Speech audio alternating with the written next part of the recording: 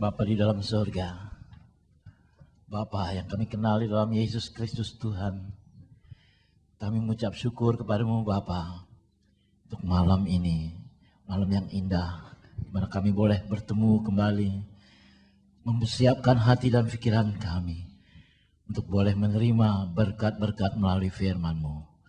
Tuhan, ampuni sebelumnya segala dosa dan kesalahan kami. Sucikan, kuduskan hati dan pikiran kami kembali. Layakkan kami untuk boleh menerima firman-Mu. Bapa, terima kasih untuk semua yang sudah Engkau berikan dalam hidup kami berhari-hari yang lalu. Terima kasih Tuhan untuk tuntunan dan bimbingan-Mu sepanjang masa hidup kami yang lalu. Sekarang Tuhan, biarlah kembali kami dikuatkan oleh pengertian akan firman-Mu. Karena kami mau mengerti Bapa, apa yang Kau kehendaki di dalam kehidupan kami ini. Terima kasih Bapa. Kami juga berdoa Tuhan untuk Bapa Gembala Sidang kami. Kau urapi beliau senantiasa. Beri kepadanya kekuatan yang baru setiap hari. Dan pelihara kesehatannya senantiasa. Karena Tuhan dengan pimpinannya kami boleh mengerti apa yang Kau kehendaki dalam hidup kami. Dengan uraiannya akan firman-Mu yang sebentar kami akan dengar. Terima kasih Bapa, sekarang kami siap Tuhan untuk menerima firman-Mu. Berbicaralah. Di dalam nama Tuhan Yesus kami berdoa dan mengucap syukur. Amin. Selamat malam saudara-saudara, silakan duduk. Malam ini saya ingin berbicara tentang drama kehidupan dalam kehidupan Ayub. Saudara-saudara, kalau kita pelajari kitab Ayub ini, tak habis-habisnya kita memikirkan sesuatu yang sangat aneh. Ayub dikatakan Allah orang yang benar. Tetapi kenapa Ayub yang benar ditimpa oleh malapetaka dan sesuatu penderitaan yang sangat hebat? Banyak manusia tidak bisa mengerti hal ini. Sebab manusia pada umumnya mengatakan orang jahat itu adalah orang yang menerima hukuman yang setimpal, yaitu penderitaan. Tapi bagi orang yang benar, baru kali ini kita jumpai Ayub menderita. Padahal saudara-saudara, apa yang dialami Ayub ini adalah sesuatu pengalaman kehidupan manusia. Dan banyak manusia yang mengeluh, menjerit, dan protes terhadap Tuhan. Dan nanti kita akan pelajari.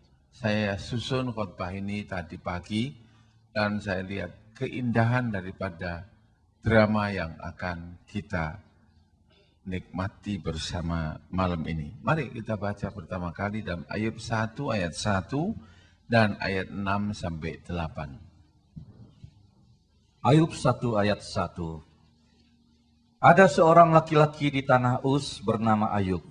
Orang itu saleh dan jujur. Ia takut akan Allah dan menjauhi kejahatan. Ayat 6 dan 8. Pada suatu hari datanglah anak-anak Allah menghadap Tuhan, dan di antara mereka datanglah juga iblis. Maka bertanyalah Tuhan kepada iblis, "Dari mana engkau?"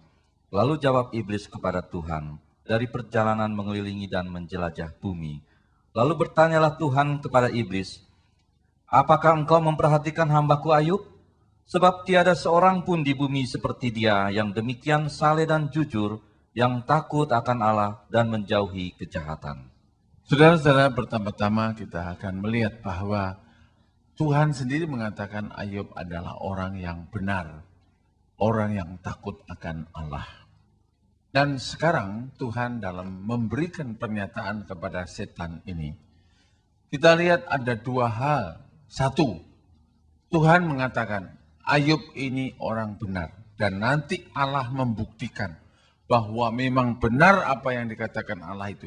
Ayub adalah orang yang takut akan Allah. Sebab sekalipun Ayub mengalami pencobaan yang sangat berat, penderitaan yang luar biasa, Ayub tetap tekun kepada Allah. Sehingga dugaan setan, kalau sampai Ayub ditimpa oleh malapetaka, pastilah Ayub nanti akan menghujat Allah. Ternyata setan salah dan Allah benar. Yang kedua, saudara-saudara, Allah ingin menyatakan bahwa orang benar pun dapat ditimpa oleh malapetaka.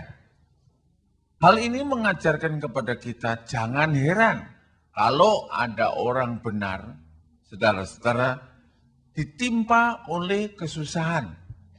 Sebab saudara tahu, setiap orang itu mempunyai asosiasi. Kalau ada orang susah, itu selalu bertanya, dosanya apa kok ditimpa malapetaka ini? Coba saudara lihat, pada waktu ada pengemis yang buta sejak lahir. Maka murid-murid Yesus itu bertanya, dosa siapakah yang orang ini sehingga dia buta? Dosa nenek moyangnya atau dosa dia? Jawaban Yesus, seperti apa yang kita pelajari dalam kitab Ayub. Bukan dosanya orang ini, bukan dosanya nenek moyangnya, jadi tidak ada dosa. Tetapi Tuhan ingin dipermuliakan dalam kebutaannya itu. Nah, saudara-saudara, kira-kira bagaimana kalau kita yang dianggap oleh Allah benar, tapi kita ditimpa oleh penderitaan? Kita pasti mengatakan Allah tidak adil.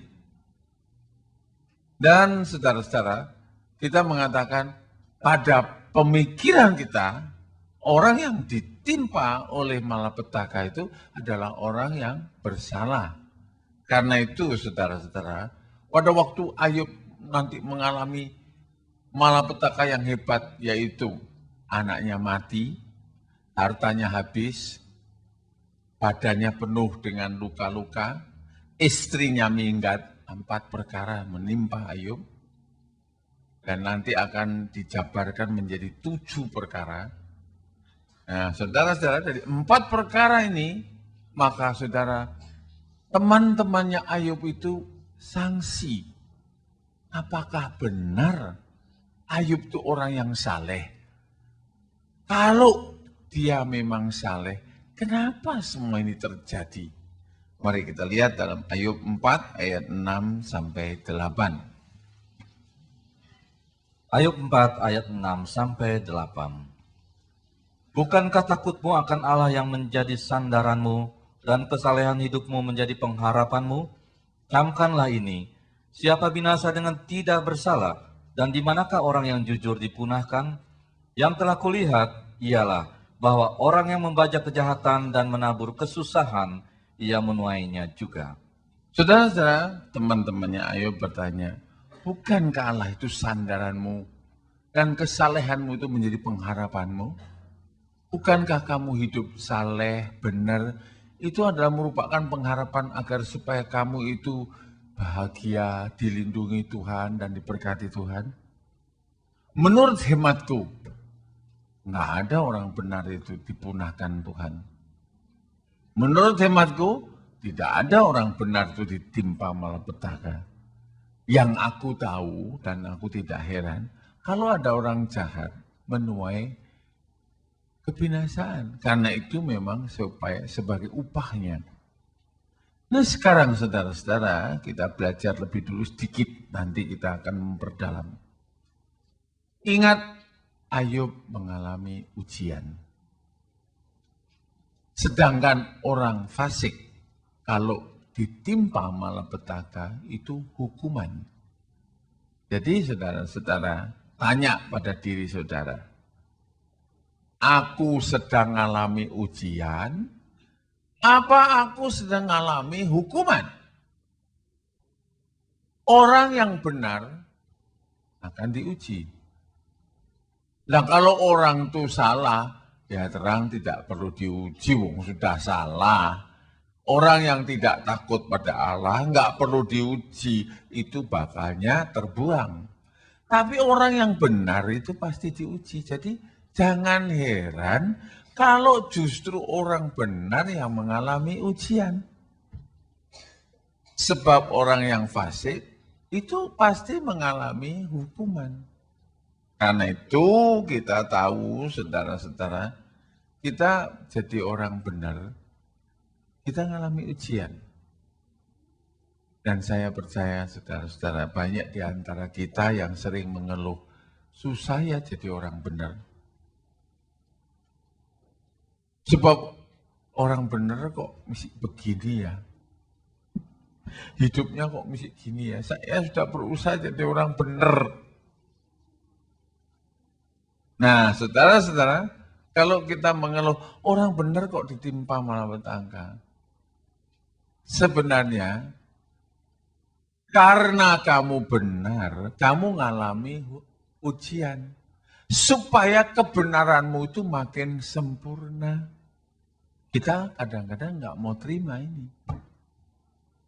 Kita maunya, saya benar ya sudah nggak perlu ujian. Sebab Tuhan merencanakan bukan dalam kebenaranmu kamu mendapatkan itu, tapi dalam kesempurnaanmu kamu menerima pahala. Ingat ya saudara ya, saya bicaranya pelan-pelan ya. Orang yang benar itu adalah orang yang di halaman. Pada saat dia naik mezbah dan percaya pada Yesus, maka dia menjadi orang yang dibenarkan. Semua yang duduk di sini adalah orang yang dibenarkan. Asalnya orang berdosa. Tapi pada saat terima salib Yesus, kita semua dibenarkan. Tapi Tuhan tidak menginginkan kita itu di halaman. Tuhan ingin kita tuh masuk ke dalam ruangan suci. Dan Tuhan ingin tirai yang terbelah itu memberikan kesempatan kita terus masuk dalam ruangan Maha Suci sebagai orang yang disempurnakan seperti Bapa yang sempurna. Untuk itu kita harus mengalami ujian.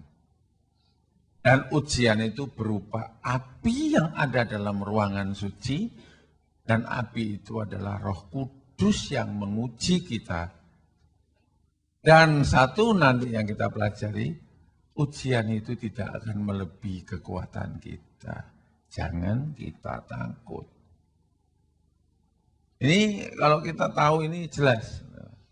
Nah, sekarang kita lihat. Tuhan kalau menguji, caranya aneh-aneh. Yang tidak masuk akal lagi dalam pikiran manusia. Yang dipakai untuk uji itu bukan malaikat, setan. Jadi saudara-saudara, Tuhan memakai setan untuk mukul Ayub.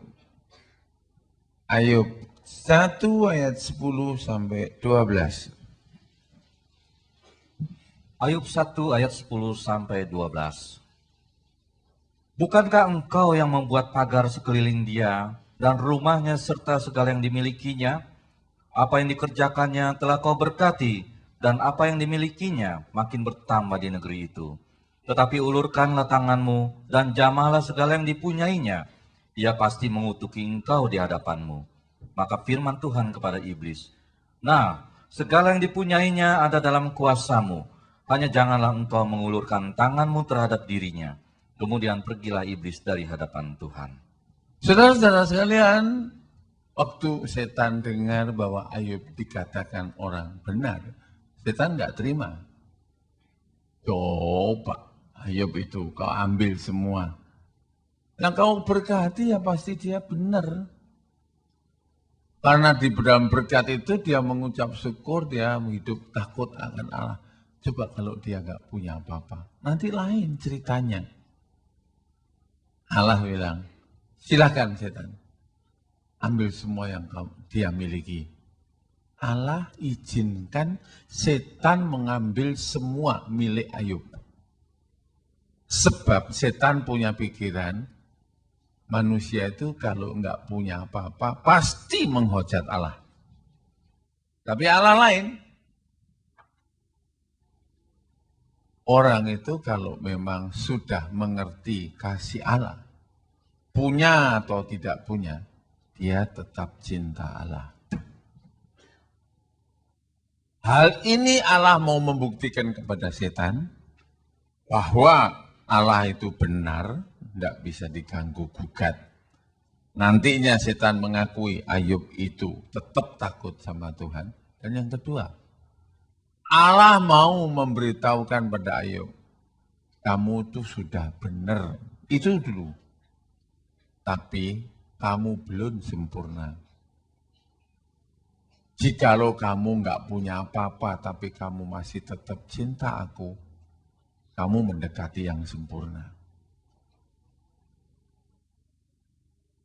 Jikalau kamu mengasihi orang yang kamu kasihi, itu biasa. Orang fasik pun berbuat demikian. Tetapi kalau kamu mengasihi orang yang membenci kamu, itu baru kamu anak Allah. Ayub disuruh belajar. Dalam malapetaka dia tetap bersandar pada Tuhan. Dan ini adalah karya Allah dalam hidupnya Ayub. Yang manusia nggak bisa terima. Saudara-saudara, waktu saya belum mau jadi pendeta, masih setengah pendeta, setengah pedagang. Saya masih hidupnya ya lumayan. Tapi setelah saya full time, saya melarat, tidak bisa makan. Kalau saya tidak punya pikiran yang benar, saya berkata, dulu suruh full time sama Tuhan. Sekarang saya mau. Setelah mau malah celaka, enggak makan. Enggak, saya punya pikiran enggak gitu. Saya cuma bertanya pada Tuhan, jangan berlambat Tuhan, Kau menolong aku untuk menaikkan aku dan mengajar aku supaya aku lebih cepat mengerti apa yang Kau ajarkan. Dan aku percaya aku akan menikmati berkat-Mu kembali. Saya enggak berkata, wah, dulu belum full time, disuruh full time. Sekarang setelah full time, Tuhan injek saya. Kami nggak bisa makan. Sudahlah, nggak full time. Saya nggak lulus. Saya nggak seperti hari ini. Kamu juga begitu. Kalau kamu sebagai anak Tuhan, sekarang ini kamu mengalami malapetaka, penderitaan. Katakan pada Tuhan, biarlah aku mengerti apa yang Kau ajarkan dan secepat mungkin aku lulus dari ujian yang Kau berikan Tuhan. Agar supaya aku lekas-lekas menerima ijazah dan menikmati berkat-Mu. Jangan kita nanti kalau sudah merasa kebaktian sudah, kolektor sudah, perpuluhan sudah, besuk sudah, nyanyi paling keras, sakit mah terus. Ini mana sih Tuhan? Kalau kamu ngomel begitu, kamu nggak pernah lulus-lulus. Yang ngomel terus sepanjang umur hidupmu sampai mati, nggak lulus. Karena itu Tuhan mau mengajar supaya kita tuh mengerti antara ujian dan hukuman. Ujian itu orang benar supaya jadi lebih benar, hukuman itu adalah untuk menghilangkan yang tidak benar. Nah sekarang kita teruskan. Ayub 2 ayat 4 sampai 6. Ayub 2 ayat 4 sampai 6. Lalu jawab iblis kepada Tuhan, kulit ganti kulit, orang akan memberikan segala yang dipunyainya ganti nyawanya. Tetapi ulurkanlah tanganmu dan jamahlah tulang dan dagingnya, ia pasti mengutuki engkau di hadapanmu. Maka firman Tuhan kepada iblis, nah, ia dalam kuasamu, hanya sayangkan nyawanya. Saudara-saudara sekalian, iblis nggak terima. Waktu Ayub diberitahu hartanya habis, anaknya mati semua, apa jawabnya Ayub? Tuhan, anak Tuhan mati semua. Tuhan, harta Tuhan habis semua. Apa jawabnya Ayub? Sampai iblis ngamuk. Aku datang telanjang. Aku datang nggak bawa apa-apa. Kalau Tuhan ambil semua, itu haknya Tuhan. Setan tidak terima, saudara. Kurang ajar si Ayub. dibikin melarat. Mesti ngomongnya enak aja deh. Waktu Tuhan tanya, gimana setan? Oh iya, kesehatannya belum. Tuhan izinkan, oke, kamu boleh bikin dia sakit. Tapi jangan jamah nyawa. Nyawa itu aku punya. Ini membuktikan, iblis di satu pihak dipakai untuk menghukum kita, memberikan ujian. Tapi iblis hanya sebagai alat Tuhan. Iblis tidak boleh bertindak semau-maunya. Sebab dia itu hanya ujian. Ujian itu tidak boleh melebihi apa dari yang menguji. Karena itu, sekalipun kita menghadapi ujian yang berat sekali dari setan, ingatlah senantiasa bahwa semua ini Tuhan yang mengizinkan. Dan kalau bukan Tuhan yang mengizinkan, itu tidak mungkin terjadi. Dan kalau Tuhan itu mengizinkan kita diuji oleh setan, Tuhan mempunyai tujuan bahwa dalam ujian ini ada berkat yang besar. Nah, kalau kita ngerti gitu ya saudara, nanti lain, ceritanya lain.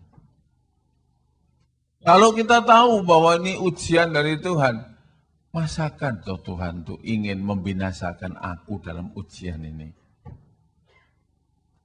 Itu sebabnya Paulus perlu menerangkan, kamu tidak akan pernah diuji lebih dari kekuatanmu, karena dia itu setia dan adil dan dia pasti memberi jalan keluar kepada orang yang percaya kepada Allah. Kalau tujuannya sudah tercapai, Allah tidak meneruskan ujian itu. Anak sekolah diuji 10 pertanyaan, bisa dijawab semua. Wah, kok bisa ya? Saya tanya lagi 10. Tujuan saya memang dia supaya tidak bisa jawab, kok ini bisa jawab. Bisa lagi 10. Saya tanya lagi 10. Itu saja tidak mungkin terjadi dalam dunia manusia. Apalagi dalam benak pikiran Allah. Masa kan Allah begitu? Enggak kan? Allah enggak akan bertindak begitu. Allah menguji hanya ingin mendidik kamu supaya kamu makin sempurna dan menjadi utuh di hadapan Dia. Karena itu saudara-saudara, setan itu kadang-kadang salah paham. Dia diizinkan Tuhan, bukannya dia itu menguji sebagai alat Tuhan, tapi dia ingin membinasakan yang diuji. Akhirnya si setan dibinasakan Allah. Nah, karena itu kita harus ngerti semua ini. Kita teruskan ya, saudara. 2 Korintus 12 ayat 7. 2 Korintus 12 ayat 7. Dan supaya aku jangan meninggikan diri karena pernyataan-pernyataan yang luar biasa itu, maka aku diberi suatu duri di dalam dagingku, yaitu seorang utusan iblis untuk menggocoh aku, supaya aku jangan meninggikan diri. Paulus diuji, ada duri dalam daging. Dan Paulus mengatakan, semua ini terjadi agar supaya aku tetap rendah hati. Sehingga nanti Paulus berkata, aku terlebih suka dalam kelemahan. Sebab jikalau aku lemah, Dia menjadi kuat di dalam aku. Dan aku tidak ingin Allah mencabut duri itu. Sebab sekalipun sakit, duri itu mendatangkan kebaikan bagiku. Wah, ini aneh loh saudara. Ya, menurut akal manusia tidak masuk akal. Kalau kamu punya duri, kalau pengen dicabut apa dibiarkan? Hah? Cabut. Cabut jatuh loh. Kabut aja, jatuh. Beni Santoso difitnah orang tiap hari, boleh dikatakan saya dengar saya difitnah orang, dicari salahnya oleh orang. Saya juga heran, saya nggak minta duit, saya nggak pernah berbuat apa-apa, orang benci saya. Tapi satu hal Tuhan bisikin saya, itu baik untuk kamu, supaya kamu tuh waspada. Sebab pada waktu saya difitnah tuh saya tuh gitu. Itu berarti saya hati-hati. Kalau saya nggak difitnah mungkin bilang, oh kepleset saya. Jadi ya sudahlah, difitnah ya nggak apa-apa, wong cuma fitnah saja. Namanya fitnah kan tidak benar. Tuhan tahu saya itu benar, ya sudahlah. Wong cuma difitnah saja. Cuma hati-hati, yang mitnah saya itu pasti seperti setan, hanya dipakai oleh Tuhan. Nantinya bakal dikeplek nih sama Tuhan. Nah, itu sebabnya tunggu tanggal mainnya. Nah, saudara-saudara, tujuan Tuhan itu adalah supaya kita tuh mengerti ujian itu mendatangkan berkat. Ya, berkatnya apa? Aku rendah hati. Matematikanya Paulus hebat sekali. Karena itu kalau saudara pakai matematikanya Paulus, wah bagus. Matematikanya gini, tanpa duri aku naik turunnya ke neraka. Dengan duri aku naik perlahan-lahan sakit, tapi aku tetap naik menuju surga. Ya enak menderita di dunia masuk surga daripada tidak ada duri di dunia terus masuk neraka. Udahlah duri yang tidak apa-apalah, untuk orang yang pinter akan matematikanya begitu. Makanya di dalam keadaan daging berduri pun, bukan mawar berduri, daging berduri pun Paulus mengucap syukur kepada Allah. Nah, ngomel itu nggak ada artinya. Kita teruskan saudara ya. Ayub 23 ayat 10 sampai 12. Ini tujuan yang diketahui oleh Ayub, makanya Ayub kuat. Ayub 23 ayat 10 sampai 12. Karena ia tahu jalan hidupku, seandainya ia menguji aku akan timbul seperti emas. Kakiku tetap mengikuti jejaknya. Aku menuruti jalannya dan tidak menyimpang. Perintah dari bibirnya tidak kulanggar. Dalam sanubariku kusimpan ucapan mulutnya. Karena ia tahu jalan hidupku, seandainya ia menguji aku akan timbul seperti emas. Ayub tuh ngerti. Saudara-saudara sekalian, kalau saudara pergi ke Banjarmasin, saudara akan ngerti artinya ayat ini. Di Banjarmasin itu orang mendulang biji emas. Kadang-kadang juga mendulang intan. Jadi kadang-kadang orang itu cari emas di sungai, saudara, di mana ada batu yang linding gitu. Itu kelihatan hitam gitu. Tapi nanti kalau udah dibilas sama air gitu, kelihatan kuning. Nah itu emas. Itu emas. Sama dengan itu orang Kristen, diambil dari dalam. Dibasuh darah Yesus, jadi anak Allah. Bongkahan tanah, dikasih air, itu firman, jadi kuning, emas. Tapi emasnya belum murni. Kalau emas ini semua dikumpulkan semua dipakai buat perhiasan, jelek. Emas ini kudu dimasukkan dalam peleburan api yang kuat sekali, yang tinggi sekali derajatnya, supaya apa? Tembaga, peraknya larut dulu. Nah, emasnya akan tertinggal. Sebab titik cairnya emas itu tinggi sekali. Titik cair yang paling rendah tuh es. Es itu dipegangi gini aja, lumer. Lah nek emas lu pegangnya mbok 1000 tahun ndak lumer, lu yang lumer. Ya, tapi kalau dimasukkan dalam dapur api, tembaganya hilang dulu. Peraknya hilang dulu, sanganya hilang semua. Tinggal emas murni. Nah, kita itu diuji oleh api Roh Kudus. Dagingnya ini hilang. Hawa nafsunya itu hancur. Tinggal roh yang ada pada kita. Jikalau dia menguji aku, maka aku akan keluar sebagai emas. Jadi Ayub tahu bahwa Tuhan akan membuat dia menjadi emas. Nah, sekarang rahasianya Ayub mengapa kuat diuji, itu ayat 11 dan ayat 12. Aku selalu makan firman. Aku selalu menikmati perintah Tuhan. Kakiku tetap mengikuti jejaknya, aku menuruti jalannya dan tidak menyimpang. Perintah dari bibirnya tidak kulanggar, dalam sanubariku kusimpan ucapan mulutnya.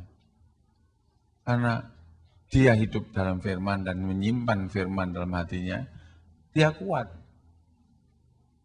Kalau ada firman, dikasih api Roh Kudus, tahan. Kalau ini enggak ada firmannya, dikena api, bubar. Kertas kena api, bubar. Nah, karena itu, saudara-saudara, kita melihat bahwa ujian itu pasti kita alami semua. Enggak ada satu orang yang tidak mengalami ujian. Nanti akan kita pelajari. Tidak ada satu manusia yang tidak mengalami ujian. Sebab orang yang mau masuk ke surga itu mesti punya sertifikat. Ya, kalau Michael nggak punya sertifikat, biarpun tiap malam ke gereja ya enggak masuk surga. Sertifikatnya itu dibakar api Roh Kudus. Nah, kalau kamu dibakar api Roh Kudus, kamu nanti tinggal rohnya, dagingnya hilang. Roh itu berhak masuk dalam kerajaan surga. Ini saya ceritakan dengan gambar sekali. Ya, gamblang, enak, itu drama yang dalam sebagai satu kehidupan manusia. Nah, saudara-saudara sekalian, yang membuat kita kuat itu iman. Firman di dalam hati mendatangkan iman. Karena itu saudara-saudara, jikalau kamu menderita, biarlah firman-Mu itu menjaga kamu agar supaya kamu tetap bertahan. Nah, sekarang saya tunjukkan contohnya. Kejadian 12 ayat 10. Kejadian 12 ayat 10. Ketika kelaparan timbul di negeri itu, pergilah Abram ke Mesir untuk tinggal di situ sebagai orang asing, sebab hebat kelaparan di negeri itu. Abraham dipanggil keluar oleh Tuhan, nurut. Tapi begitu dia lihat ada kelaparan, Abraham balik. Dia nggak tahan sama ujian. Begitu dapat ujian, balik lagi ke Mesir cari makanan. Makanya saudara ya, ada orang ngomong begini sama saya, Pak, saya takut dibaptis, sebab habis dibaptis nanti dapat halangan itu Pak. Katanya teman saya itu habis dibaptis anaknya ketabrak mobil. Wah, ujiannya berat Pak. Nah, orang kadang-kadang itu takutnya ujian. Sekarang saya tanya, anakmu ditabrak mobil itu mati enggak? Mati Pak, itu bukan ujian. Itu hukuman. Nah kalau sampai cuma diserempet mobil terus munting, ujian hati-hati loh. Kita kadang-kadang begitu diuji sama Tuhan itu, baptis, ya udah mau jadi Kristen, baptis bilang rugi 1 M. Wah, Kristen 1 M bayarnya. Enggak jadi lah. Bodohnya siapa, saudara? Sudah kadung jadi Kristen, hilang 1 M, enggak terus. Padahal kalau terus dapat 3 M. Tinggal selangkah lagi dapat 3 M. Karena putus asa dalam ujian, mundur. 1 M-nya hilang, surganya hilang, cilaka. Ya ini ngerti apa enggak? Makanya ini kalau sekali sudah maju-maju terus. Kenapa? Kita harus punya keyakinan. Aku percaya kepada Allah. Abraham pada mulanya belum punya kepercayaan, saudara. Dia nurut, tapi belum punya kepercayaan. Abraham, keluarlah dari rumah orang tuamu. Nurut dia. Tapi barang jalan, wah enggak ada makanan. Sarah balik yuk ke Mesir. Ini dialami oleh manusia. Nah, contohnya aja, Michael ngasih perpuluhan, bulan depan malah rugi. Wah ini gimana ngasih perpuluhan malah rugi? Terus bulan depan nggak kasih untuk nutup kerugian. Salah itu. Ini bukan saya minta perpuluhan. Rugi sama perpuluhanmu ini tidak ada hubungannya. Kalau kamu udah kasih perpuluhan, nantinya rugi, itu mungkin adalah ujian bagi kamu. Kalau kamu tetap jalan terus dan kamu berani, ya, kamu nanti akan terima. Seperti juga kamu beli tanaman mahal-mahal, lu tanam rontok semua. Wah, beli tanaman mahal-mahal rontok. Nunggu dong, rontok, habis rontok semi.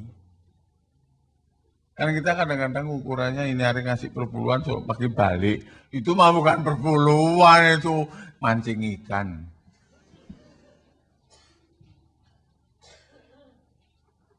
Ya, jadi kita harus ngerti. Kejadian 22 ayat 1 sampai 8.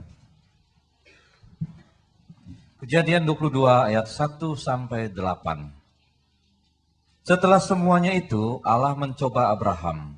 Ia berfirman kepadanya, Abraham, lalu sahutnya, ya Tuhan, firman-Nya, ambillah anakmu yang tunggal itu yang engkau kasihi, yakni Ishak, pergilah ke tanah Moria, dan persembahkanlah dia di sana sebagai korban bakaran pada salah satu gunung yang akan kukatakan kepadamu. Keesokan harinya pagi-pagi, bangunlah Abraham, ia memasang pelana keledainya, dan memanggil 2 orang bujangnya beserta Ishak anaknya. Ia membelah juga kayu untuk korban bakaran itu. Lalu berangkatlah ia dan pergi ke tempat yang dikatakan Allah kepadanya. Ketika pada hari ketiga, Abraham melayangkan pandangnya, kelihatanlah kepadanya tempat itu dari jauh. Kata Abraham kepada kedua bujangnya itu, tinggallah kamu di sini dengan keledai ini, aku beserta anak ini akan pergi ke sana, kami akan sembahyang, sesudah itu kami kembali kepadamu. Lalu Abraham mengambil kayu untuk korban bakaran itu dan memikulkannya ke atas bahu Ishak anaknya. Sedang di tangannya dibawanya api dan pisau. Demikianlah keduanya berjalan bersama-sama. Lalu berkatalah Ishak kepada Abraham ayahnya, Bapa, sahut Abraham, ya anakku, bertanyalah ia, di sini sudah ada api dan kayu, tetapi di manakah anak domba untuk korban bakaran itu? Sahut Abraham, Allah yang akan menyediakan anak domba untuk korban bakaran baginya, anakku. Demikianlah keduanya berjalan bersama-sama. Saudara-saudara sekalian, dalam Kejadian 12 ayat 1, Allah berfirman pada Abraham, Abraham, keluarlah dari negerimu. Ya Tuhan, sampai di Mesir, sampai kelaparan, balik ke Mesir. Sekarang saudara, Abraham, ambil anakmu, bawa ke Bukit Moria. Sembelih di sana. Dia ambil tuh anak, dia berangkat sampai Moria. Yang pertama baru jalan balik. Yang kedua, dia jalan terus. Apa yang menyebabkan Abraham jalan terus? Dia punya pengalaman. bersandar pada Tuhan. Sehingga dia tidak takut mengalami ujian. Dia ngomong begini sama bujangnya, kamu di sini ya, jangan ikut-ikut naik. Aku mau pergi sama anakku naik atas. Kami akan balik lagi. Kami artinya aku berdua naik, aku nanti turun berdua.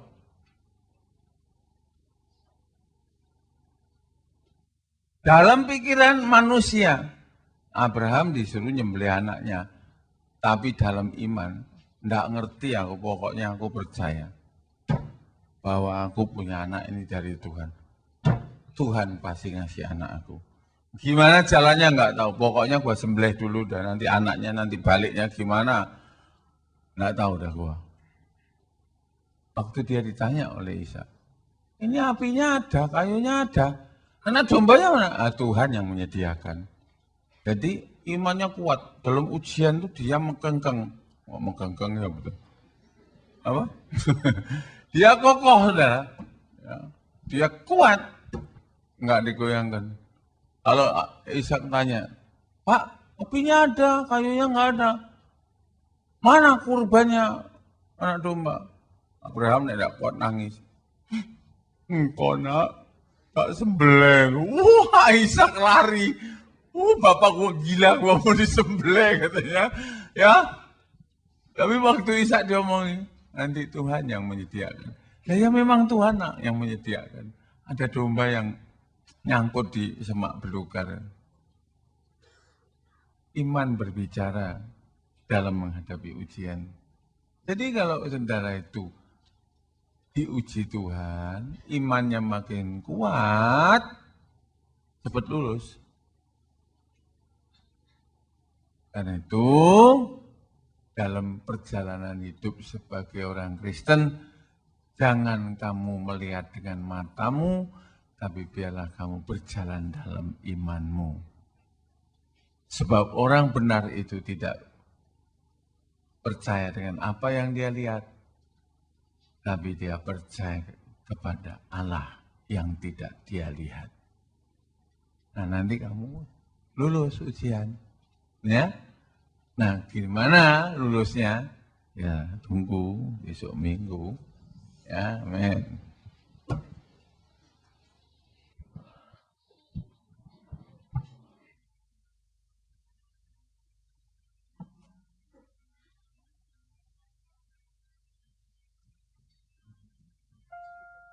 Allah kuasa lakukan semua perkara.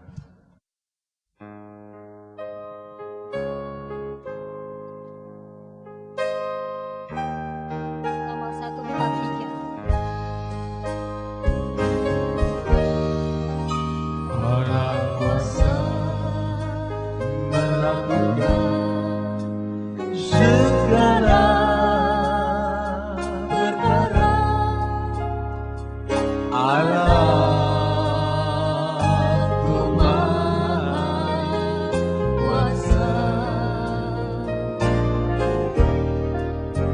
Allah diciptakan seisi dunia, atur segala masa.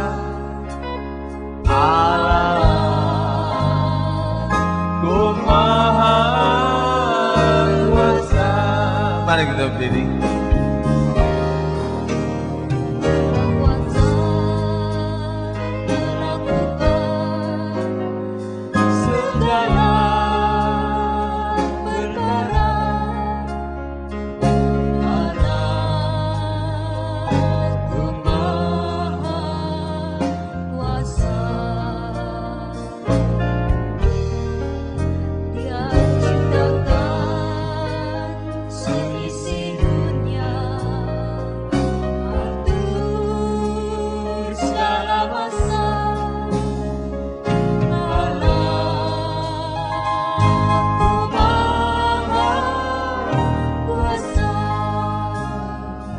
Engkau Allah yang Maha Kuasa, Engkau Allah yang Maha Kasih, dan Engkaulah Allah yang menguji hati manusia. Engkaulah Allah yang menyediakan berkat untuk orang yang percaya kepadamu. Ya Allah, ajarkan kami. Bukan hanya dalam kata-kata kami katakan, kami percaya padamu. Tapi dengan hati kami menyerahkan diri dan hidup kami kepadamu. Karena apa yang bakal kami terima, ujian yang datang daripadamu adalah berkat bagi kami. Ya Allah, Engkau penuh kasih. Sekalipun Ayub dalam menghadapi ujian memiliki banyak kesalahan, namun Kau tidak perhitungkan kesalahan. Kau tetap memberikan Ayub berkat, lulus ujian pada akhirnya. Kami tahu kami manusia, pasti kami tidak tahan menghadapi ujian ya Tuhan. Tetapi Tuhan akan menolong kami, karena Allah itu kasih adanya. Asal kami menyerah dengan hati yang sungguh, Allah Roh Kudus menuntun kami. Kami akan lulus dari ujian, dan kami akan menikmati berkat Allah. Terima kasih Tuhan, kami mau belajar, dan kami mau sempurna seperti Bapa kami yang di surga. Di dalam nama Tuhan Yesus, kami mengucap syukur. Amin. Silakan duduk.